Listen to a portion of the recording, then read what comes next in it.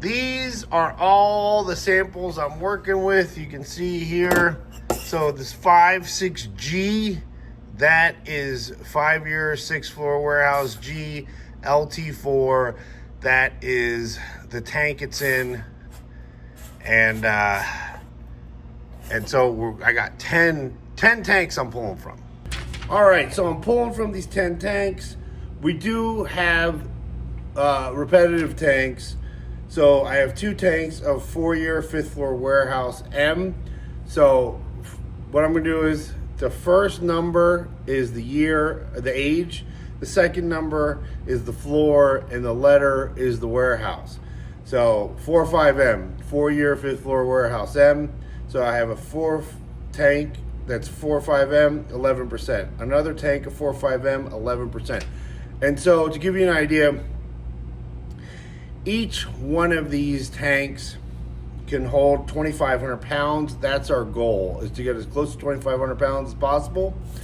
And then the barrel weight, the L6s, we got the smallest yield out of those. That was 316 pounds on average, 330 pounds on average for the 4.5Gs, and then the 335 pounds on average for the 4.5M. So roughly 7 barrels per tank. That's how it works, all right? And so I've got 12% 4.5G, 11% 4.5G, 11% 4.6L, 10% 4.6L, 10% 5.5L, 7% 5.6L, 7% 5.6G, and then 10% 4.4G. So what are we doing here? We're going to do 8 batches of Desert Colt. And so they're all going to be the same ABV. So these tanks, having these tanks, this is I would use this many tanks even if I was doing 2 batches. But the way things work now is we want to stockpile a bunch of Desert Colt, all the same ABV. And the reason for that is now that we're Southern nationally, every time with Southern, if your ABV changes 0.03%, it's a new item number. And we want to avoid that, because I'm telling you right now, lots of confusion arises, when the ABV changes. So they'll look at existing inventory, and it'll show Desert Colt 118.2% ABV is out of stock, OSS. But 117.95% Desert Colt is in stock. And when getting people to look for the new ABV, sometimes it's challenging.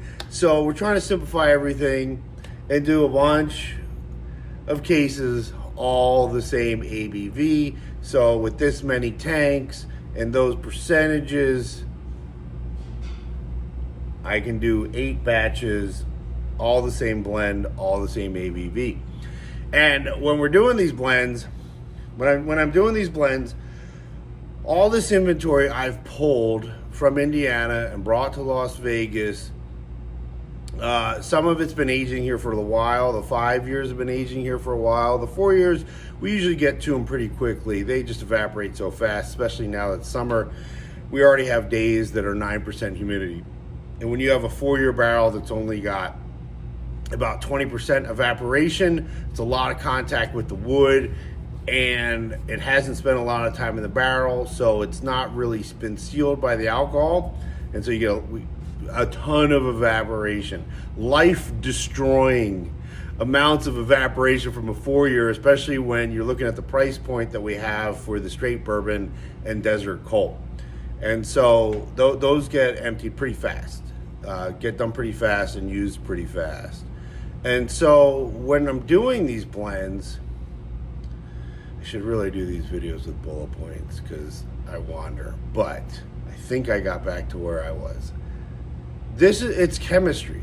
Where it's not like baking a cake. It's not like, oh, hey, this sample's got chocolate and this sample has coconut and we're going to blend it together. We'll get chocolate coconut. They're all going to have negative. They're only 4-year. they're all going to have negative elements to them. And what I'm trying to do is figure out opposing negative elements and canceling them out through a chemical reaction and creating new flavors that didn't exist before. And the way we're getting that chemical reaction is every location has a different evaporation rate, and so it's going to have a different proof. And even though it's Desert Colt, we're not adding water. Anytime you blend different proofs together, you get a chemical reaction that generates heat and microbubbles. Microbubbles go away. Well, so does the heat. Heat goes away too. As a matter of fact, if you're in a hurry to bottle and you want to know when everything's settled down, you take the temperature of the bourbon, and when it's room temperature again, you know that there's no more chemical reaction. It's going to taste the way you want it to taste in its final form. For the most part, it does soften up a little bit getting bottled because it gets aerated, and also any char that's floating in there is getting filtered out, so it'll be a little softer, a little less oaky. But that's when you know you can bottle. And so that chemical reaction, it's going to change everything. And what I've actually learned is that it's counterintuitive. Like if I have a sample that's super yummy and delicious, it doesn't really do anything to the flavor profile except dilute. And so if I have these 10 samples and 9 of them taste like and one's delicious, your instinct would be to bump up the delicious one, but it really doesn't work that way. That is just going to dilute the negative elements, the flavors of the other ones.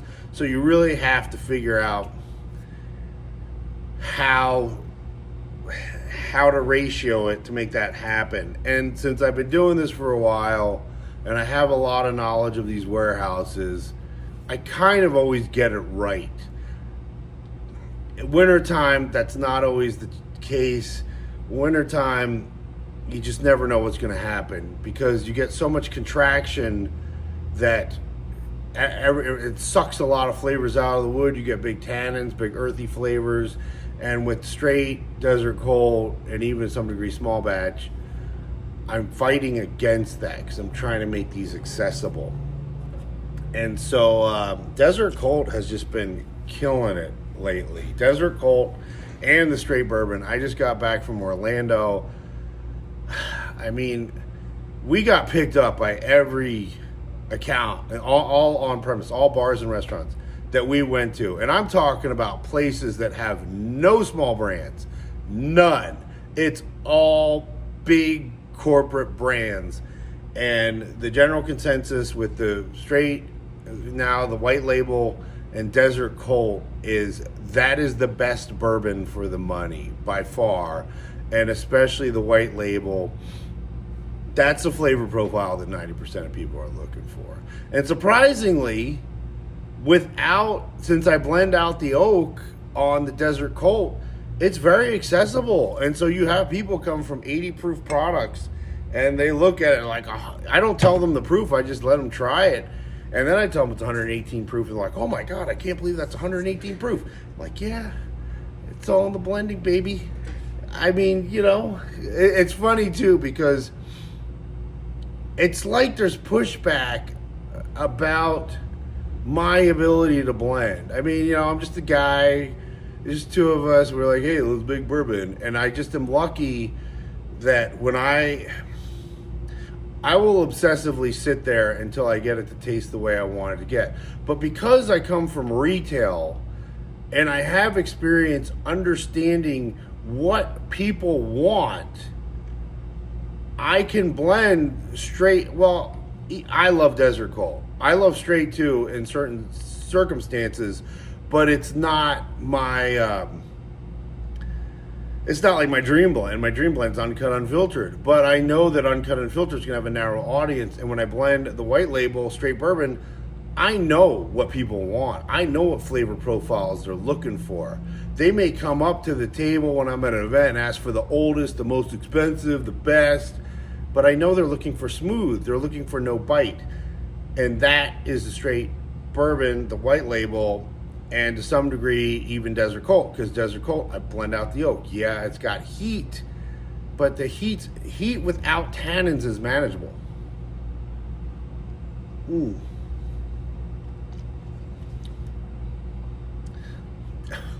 That's I just blended this, so it's still got a little bit of that chemical reaction going on, but that's delicious. It's like very complex and spicy, and the heat does not come off as ethanol burn. It comes off as complexity. It makes your tongue tingle, and it adds a spicy element that, you know, the white label is definitely going to be softer. But yeah, so that's just doing Desert Colt. This one's going to be about 118 proof. But, you know, I like doing these videos. And the thing is now our inventory is so vast and it's so unique. We've been contract distilling for so long. I can go down these inventory, like I can go down what goes into it by percentage, and no one can replicate it because no one's got what we have. I mean, it's just funny, you know.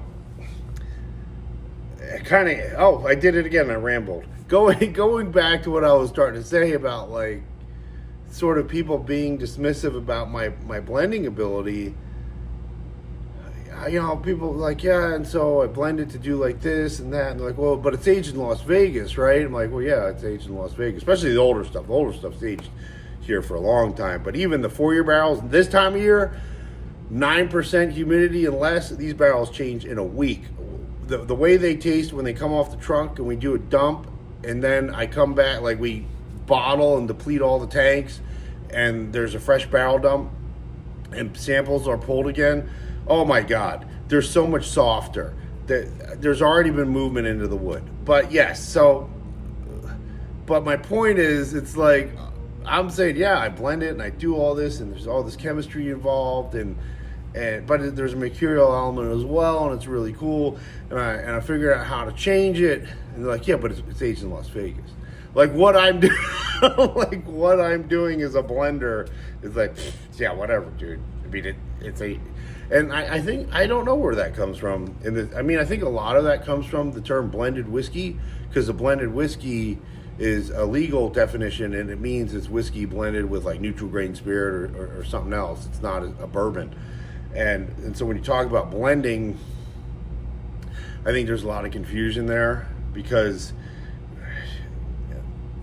blending as a technical term means taking different whiskey, like different spirits, and blending them together. And when we're talking about blending here, we're talking about mixing. We're mixing different we're mixing different locations together to create a specific profile. And it's funny because I just saw someone do a review on one of the products, and they didn't even know it was MGP. And that was sort of like, that started in 2017 with Uncut Unfiltered. I had a bunch of San Francisco judges I met, and they were all like, we didn't even know it was MGP. Like, it's not a finished bourbon. It's really cool what you're doing. You're creating something unique. So yeah, that was it's Desert Colt. I'm gonna have a little sip here. Now that I know it's delicious, I can drink it.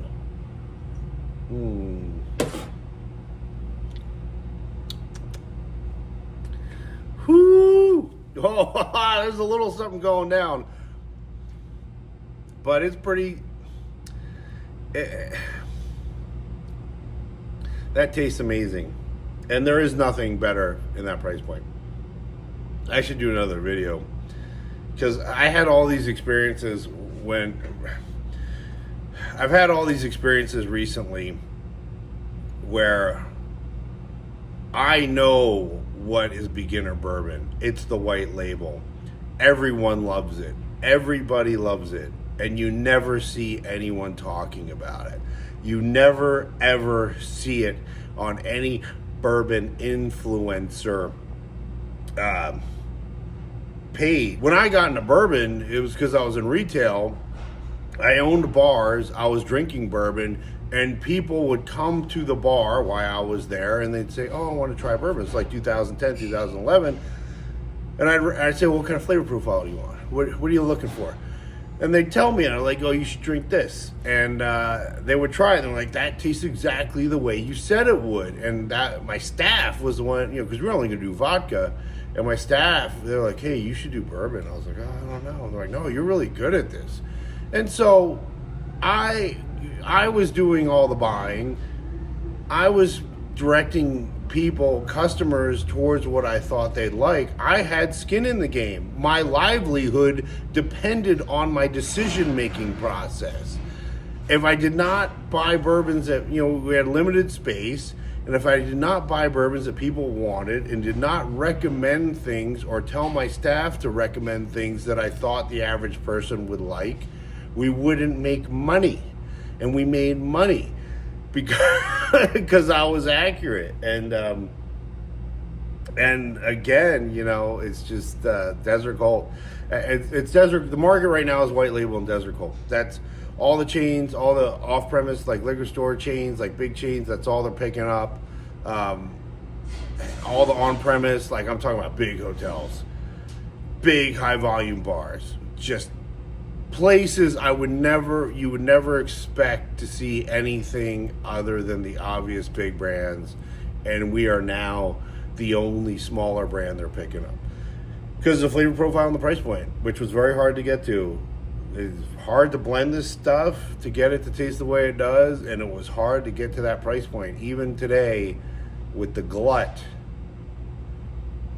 where it's essentially a no-sell market for barrels, you still can't get barrels cheaper than what I paid for new distillate and oak and doing all this contract distilling. And then also, I have this massive inventory, especially like 4 to 6 year. I mean, I had all younger stuff too, but I'm not going to put that in the bottle. Our inventory is huge. I can create these like incredible flavors that's very hard to replicate. And and when I say hard to replicate, on multiple levels, it's hard to replicate, to be able to have the palate to be able to do it, to have the knowledge to know how to do it. I still see people doing stuff wrong, blending by volume, because you're not going to batch by volume, you're going to batch by weight. And if you are batching by volume, it's never going to be accurate unless it's just, everything changes with humidity and temperature and barometric pressure. Your fill lines will move. It's just, it doesn't work. Everything has to be done in mass. And then it's hard to replicate, because I could tell you the exact percentages of something that's going in, and no one has that inventory, And I think this video is long enough. But yeah, I don't think I missed anything. This was just supposed to be a Desert Colt video, but I ended up talking about a bunch of other stuff that's going on. But yeah, it's cool. And then I think, hold on, I had to get some information. We only have 150 cases left of the old stock bottles, and then all the Desert Colts going into this bottle. It won't have that. We're just testing out which white paint pen would work the best. I shouldn't say we. I didn't do shit. Those guys in the back, they were doing that. But yeah, so this is the same bottle that the Straight is now. Now that's a white label. Desert Colt's going in this bottle because these are the face of the brand now. It's not uncut and filtered at all anymore.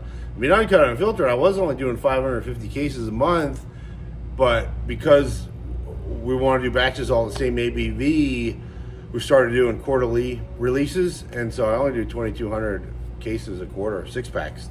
The Desert Colt and white label are 12-packs. But, whew, I'll tell you, it was hard. I mean, from my experience in retail, that is what I had the blinders on, and I was like, this is what happens.